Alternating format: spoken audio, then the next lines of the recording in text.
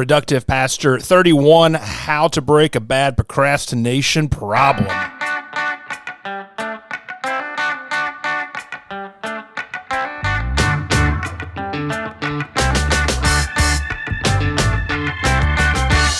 What's going on, y'all? Chad Brooks, Productive Pastor. I was just listening to the theme songs that came in and was laughing about Mike Neglia, who has the Expositors Collective, said over in the Productive Pastor Facebook group the other week that he didn't listen to the podcast on like the super speed and actually heard what the theme song sounded like.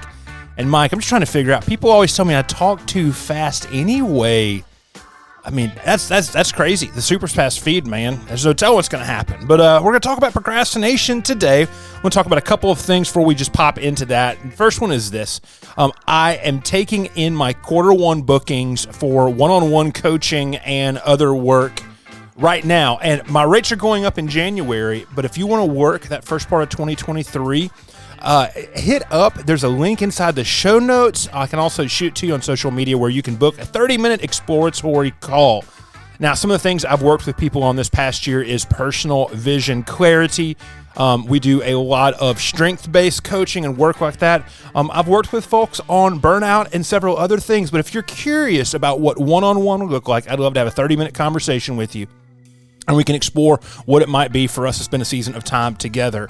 And so that link's in the show notes. Do that before my rates go up in 2023. The second thing is this. I've got some surprises up my sleeve for December. You know, December's the month for surprises. And so we've got some cool surprises going on, and that's there. But that's all the front end stuff, all the things we need to talk about, all that kind of stuff. Let's talk about procrastination, because this has been a struggle for me lately. I've always said that I'm not the most productive pastor. I'm just the one who hosts this conversation and has to deal with these problems on my own. And it's what's wild about personal growth is even when we get better at something, we'll go through seasons to where we experience kind of the same thing over again. And like right now, I've just been kind of in a procrastination bad habit zone, and bad habits have been developed. And I want to be uber intentional about things because I'm in a space of life where I really, really need to be uber intentional about stuff. So regardless of where we are, you're going to struggle with procrastination. And what's interesting is what you procrastinate doing might change, but the ways that we come at it hopefully don't change. And so that's what we're going to talk today about, how to break a bad procrastination problem. But first, let's think about what procrastination actually is. I think when I think about procrastination, I think about that sort of thing. I'll always go back to Stephen Pressfield's book, The War of Art. And this is what he says. Procrastination is the most common manifestation of resistance because it's the easiest to rationalize. We don't tell ourselves, I'm never going to write my symphony. Instead, we say, I'm going to write my symphony. I'm just going to start it tomorrow. The Atlantic, and I read this fantastic article. It's old. But one thing they talked about is that it's more about our mood than it is about the way that we see time. That so many times when we procrastinate, what we're delaying is we're saying, like, I don't feel like I'm in the mood to get things done or to work on this sort of things. There's also a fantastic article from Business Insider, and I'm going to put all of these links, these things in the show notes, revchadbrooks.com/PPP/031. But Business Insider, it actually talks about 4 different types of procrastinators, which I thought was really interesting. The first one is the overperformer who says, I work well under pressure. The second is the I can't pronounce that word, depreciator, who says, I am so lazy right now. There's the overbooker who says, I'm so busy. And then the novelty seeker who says, I just had the best idea. And I feel like all of us manifest those 4 types of procrastinations when we are dealing with it. So just kind of to break the myth for what we think about procrastination before we jump into this. And so some people say they liked old school Productive Pastor that was like full of hacks and that sort of things. If you liked the hacks, you're going to dig this conversation, because what I'm about to share with you is just a handful of things that I have been doing to break my procrastination problem I have, or what another writer called the procrastination doom loop. So the first thing for me is saying, what will I not do? And this is interesting because how I'm procrastinating right now is something that I thought I had under control, and it's my attentiveness to social media. And this is how it happened. It happened because I intentionally wanted to grow a few things.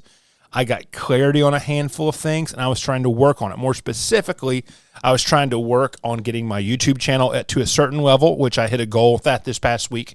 But I also have been redirecting how I function on Twitter. And so what started off as an innocent, hey, let me make the round of all the things. I'm going to hit Instagram. I'm going to hit YouTube. I'm going to hit Facebook. I'm going to hit Twitter, see if there's anything I need to respond or reply to. And I found myself, it was like you've heard you might have heard the phrase, you're going around the horn, like you're going Cape Horn. I would find myself at multiple times a day checking out all four to see if there's something I needed to respond to, because I was intentionally trying to grow those channels, and they're growing, and people are responding and replying back, and I want to be nice and reply back, that sort of a thing. But what it ended up happening was I would just take these loops over and over and over and multiple times a day, and I would waste 10, 15, 20, 30 minutes, and it threw my whole mood off because I was no longer in the space I needed to be in. And so the first part is just declaring, what will I not do? And so I said, I'm not going to just make the loop all the time. So one of the things I did is, the day sheet, which we have from, it's one of the oldest productive pastor resources. I've told y'all that gets modified personally for me all the time. And I modified it to put a tick mark to how many times did I make the social loop this day, and just saying, okay, all I want to do is I want to make it less than I did yesterday. And so I said, I'm not going to do this, and I'm going to measure how I'm not going to do it. There's a fantastic podcast from John Mark Comer and Andy Crouch that came out this past week where they talk about the temptation for social and these sorts of devices. And it's like this thing, basically it's idolatry. I'm going to give you a shortcut to getting great things, but what you're not going to know is sooner or later it's going to cost you much more than you are getting. I'm going to link to that in the show notes.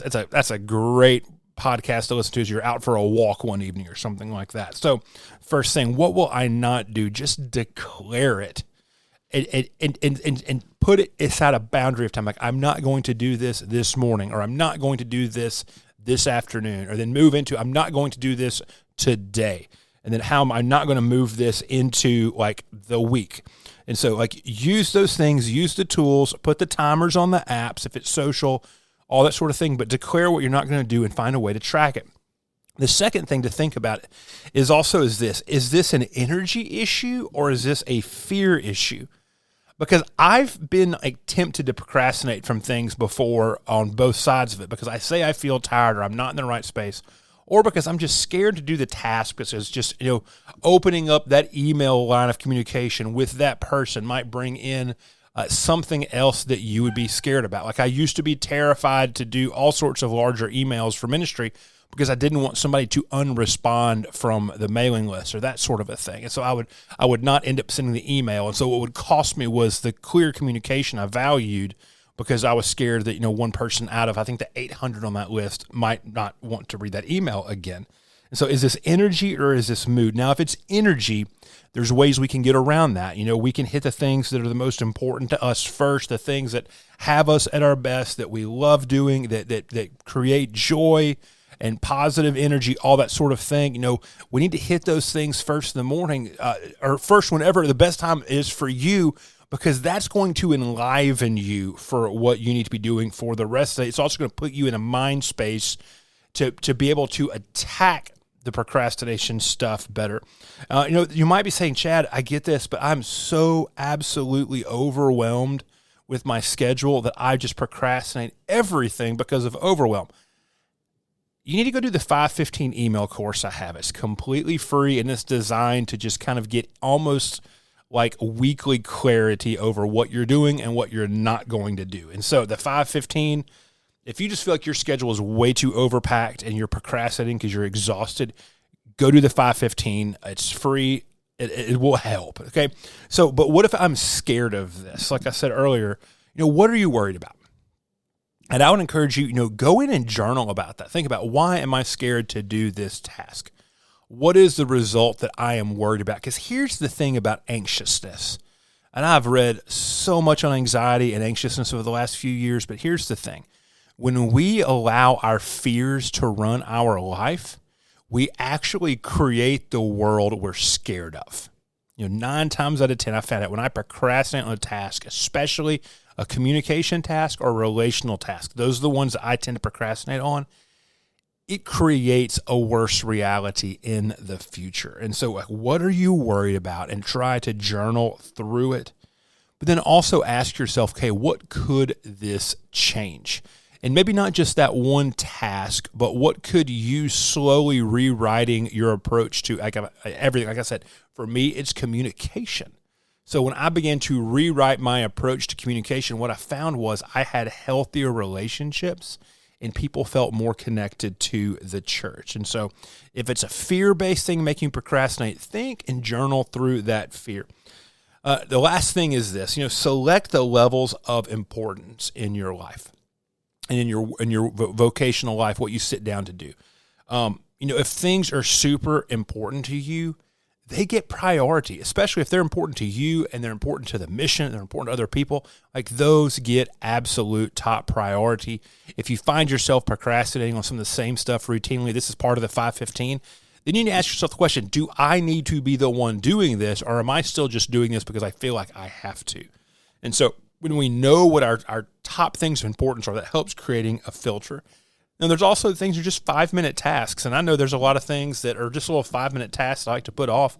I just tell myself sometimes, okay, hey, I've got 30 minutes. I'm going to knock out as many of these as I can, because as much as I want to procrastinate through them, or I don't like doing them, or I don't see they have worth, or all these other sorts of things, I know that things will be better after it's done, and so I'm just going to knock them out.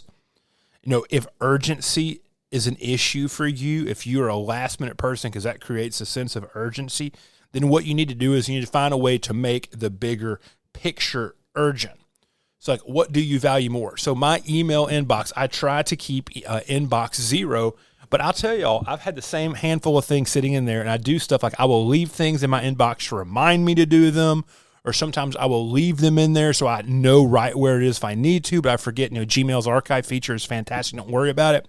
But I'll tell you what I do value. I really value inbox 0. I really love seeing absolutely nothing in my inbox. And I love inbox 0 more than I want to procrastinate. And so just this morning, I went in, took out some emails that have been sitting there for a few days, responded to the task, got it off my table, put it on the other person's plate. When I get done doing this, I've got 2 more emails in there that I need to go and do and respond to, and then I will have absolutely nothing in my email inbox, because inbox 0 is more valuable to me than not taking 2 or 3 minutes to write down a couple of those emails. So it's a hacky episode on procrastination. But I think it's not that hacky. What it really is it teaches us to have a mindset to be in a healthy relationship with what we want to be doing, with what we need to be doing, all those sorts of things. So do me a favor. Let's jump on to the Productive Pastor community on Facebook, and let's have a conversation about procrastination this week in the comment threads of this the show episode. I want to hear, what do you procrastinate on? What are the ways that you get around and over procrastination? That's there. So thank you so much for being part of the Productive Pastor community. It's always just like an honor to have this community, to have the conversations, the relationships that are here. And so thanks for listening. Do us a favor, share this with a friend. If you can, back in the old days of the internet, we used to share the things that we liked. And I feel like, sharing is not something that we do as much anymore. So let's kind of reverse the narrative on that. If you find Productive Pastor helpful, do me a favor and just share it on social. Share it on Twitter, share it on Facebook, share it on Insta, whatever like that. But I'm Chad, and I will be back in the next episode. And until then, I hope you have a great week.